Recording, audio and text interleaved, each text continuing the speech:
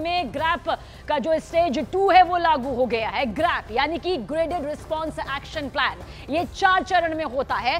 Grab 1 पहले से ही लागू है। ग्रैप 2 स्थिति को देखते हुए दोबारा यहां पर सामने आया है और दिल्ली का AQI जो है वो 300 से ऊपर हुआ है, जिसके बाद ग्रैप 2 को जारी करने का आदेश दिया गया है। तो ग्रैप 2 लगने के बाद दिल्ली NCR में डीजल से चलने वाले जनरेटर पर रोक लग गई है। ग्रैप 2 लागू होने के बाद दिल्ली में प्राइवेट जो गाड़ियां हैं उनके इस्तेमाल को कम करने के लिए पार्किंग फीस में भी बढ़ोतरी यहां पर की जाएगी और CNG इलेक्ट्रिक बसों और मेट्रो की जो सर्विसेज हैं उन्हें बढ़ाया जाएगा। दिल्ली में ग्रैप 2 लागू कर दिया गया है, लेकिन प्रदूषण में कुछ भी सुधार अभी नहीं दिखाई दे रहा है, जिसकी उम्मीद यहां पर की जा रही थी। हालांकि स्थिति जब बिगड़ती है तो उसके बाद ग्रैप 3 भी लागू होता है और 4 की जो स्थिति होती है वो तो बेहद खतरनाक स्थिति होती है। उम्मीद यही की जानी चाहिए कि ग्रैप 2 में ही हालात काबू में आ जाए।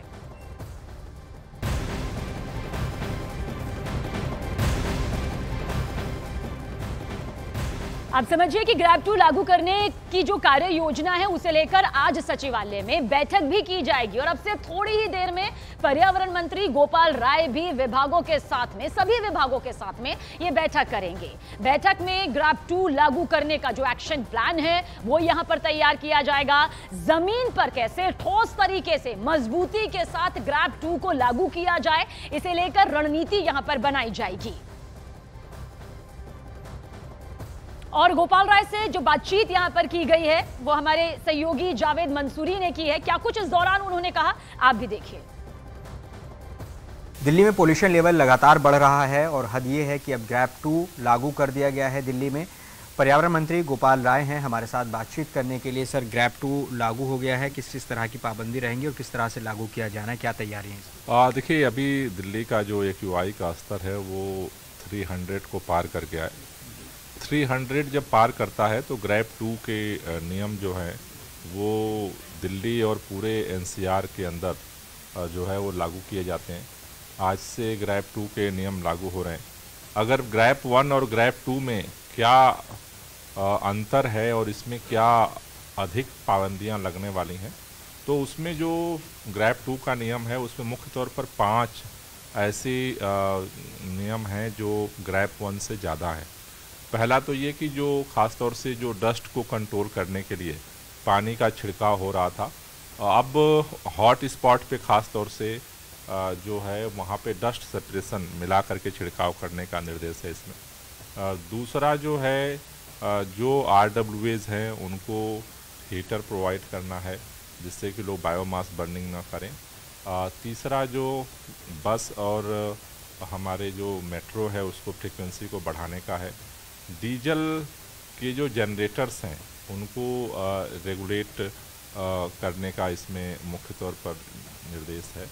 और ख़ास तौर से जो पूरा NCR है हरियाणा और उत्तर प्रदेश का, वहाँ इसमें निर्देश है कि बिजली सप्लाई को अब सुनिश्चित किया जाए और जो जनरेटर से जो बिजली सप्लाई होती है उसको जो है तुरंत जो है रेगुलेट किया जाए। तो देश की राजधानी दिल्ली में सांस लेने से पहले आपको कम से कम 10 बार सोचना पड़ेगा, क्योंकि सर्दियों की शुरुआत से पहले ही दिल्ली में प्रदूषण का ब्रेक फेल हो चुका है।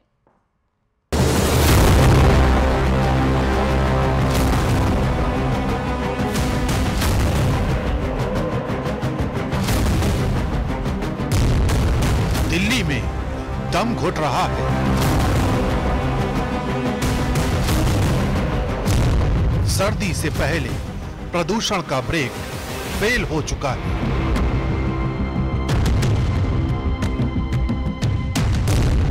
राजधानी की हवाएं जहरीली हो चुकी हैं।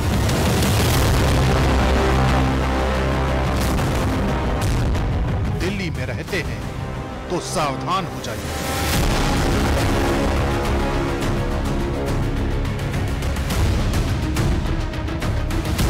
सर्दियां दस्तक देती हैं तो दिल्ली का मौसम बेरहम हो जाता है।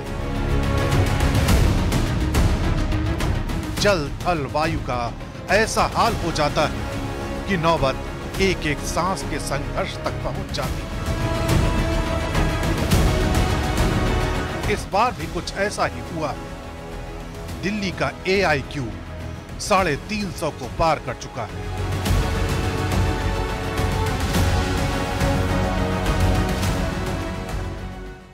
एनसीआर की हवा लगातार जहरीली बनी हुई है। दिल्ली का औसत एयर क्वालिटी इंडेक्स वर्तमान में 318 है, जो कि बेहद ख़राब श्रेणी में है। मेरी मौजूदगी इस वक्त आनंद विहार इलाके में है।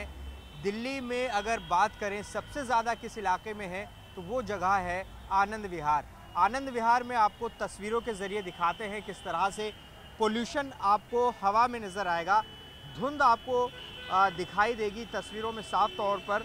आपको बता दें कि सेंट्रल पोल्यूशन कंट्रोल बोर्ड के मुताबिक जहां दिल्ली का औसत एयर क्वालिटी इंडेक्स 318 है, तो वहीं अगर आनंद विहार की बात करें तो आनंद विहार में 377 एयर क्वालिटी इंडेक्स बना हुआ है। तो आप समझ सकते हैं कि दिल्ली में सबसे ज़्यादा हालात जो ख़राब हैं वो आनंद विहार है। दिल्ली में प्रदूषण का स्तर ऐसा समझ लीजिए कि एयर क्वालिटी इंडेक्स का मीटर कब जवाब दे जाए कहा नहीं जा सकता।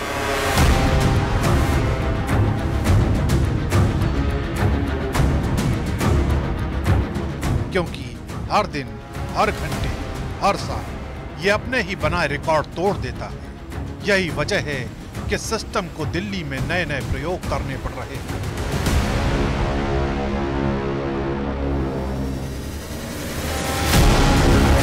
आनंद विहार की तस्वीर बताती है कि एयर क्वालिटी इंडेक्स 377 तक पहुंच चुका है। कुछ ऐसा ही हाल कालिंदी कुंज का भी हो चुका है।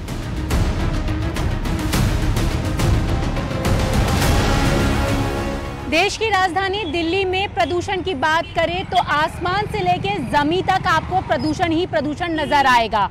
जहां आसमान में चारों तरफ स्मोक की एक लेयर छाई हुई है, वहीं दूसरी तरफ अगर आप दिल्ली की यमुना का हाल देखें तो वो भी प्रदूषण से भरी हुई है। सफेद सफेद ये जो झाग हैं वो आपको नजर आ रहे होंगे। मैं कालिंदी कुंज के पास खड़ी हुई हूँ और नोएडा से दिल्ली को जोड़ने वाला ये रास्ता है। तमाम लोग अपने घरों से बाहर निकलकर सुबह सुबह ऑफिसेज के लिए जाते हैं और प्रदूषण जिस तरीके से दिल्ली में बढ़ रहा है, ग्रैप 2 को लागू कर दिया गया है। और आप देखें तो सबसे ज्यादा जो प्रदूषण है वो गाड़ियों से निकलने वाले धुएं से ही होता है। और तस्वीरों में आप देखें तो लंबी कतार जो है वो गाड़ियों की आपको यहाँ पर नजर आ रही होगी। यानी इतना ज्यादा खराब कि सांसों पर ही पहरा लगाने की नौबत आ जाए।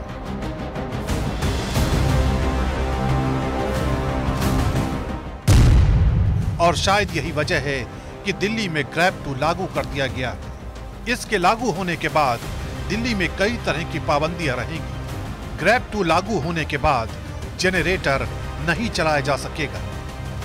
प्राइवेट वाहनों को कम करने के लिए पार्किंग की फीस भी बढ़ाई जाएगी। सीएनजी और ईवी की अतिरिक्त फ्लीट तैनात की जाएगी। मेट्रो सर्विस की फ्रीक्वेंसी बढ़ाई जाएगी ताकि ज्यादा से ज्यादा लोग मेट्रो का इस्तेमाल कर सकें। ग्रैप 2 तब लागू होता है जब एयर क्वालिटी इंडेक्स 301 से 400 के बीच पहुंच जाता है। अभी दिल्ली का जो AQI का स्तर है वो 300 को पार कर गया है। 300 जब पार करता है तो ग्रैप 2 के नियम जो हैं वो दिल्ली और पूरे NCR के अंदर जो है वो लागू किए जाते हैं। आज से ग्रैप 2 के नियम लागू हो रहे हैं। क्या हवा, क्या पानी, प्रदूषण की कहानी तो दिल्ली में अब इतनी भयानक हो चुकी है कि इसे हर किसी की जुबान से सुना जा सकता है। आप जहां जाएंगे वहां प्रदूषण का जहरीला साम्राज्य पाएंगे। यही वजह है कि प्रदूषण के आगे फेल हो चुके सिस्टम पर बीजेपी तंज कस रही है। आज फिर से एक बार दिल्ली में AQI लगातार जिस प्रकार से नियंत्रण के बाहर जा रहा है, डेंजरस और हैजर्डस लेवल्स पर पहुंच चुका है। सुबह सुबह कुछ इलाकों में तो 400 के पार AQI हो गया था। ग्रैप 2 आज लागू हो चुका है। दिल्ली गैस चेंबर बन चुकी है और दिल्ली को यह जहरीला गैस चेंबर बनाने का पूरा श्रेय आम आदमी पार्टी की 10 साल की सरकार को जाता है। दिल्ली में जब जब सांस लेना दूभर होता है तब तब पराली केंद्र में आ जाती है। पंजाब, हरियाणा और यूपी पर सवाल उठते हैं। कमोबेश इस बार भी कुछ नया नहीं हुआ है। दिल्ली ने वही पुराना राग अलापा है। हरियाणा को पानी से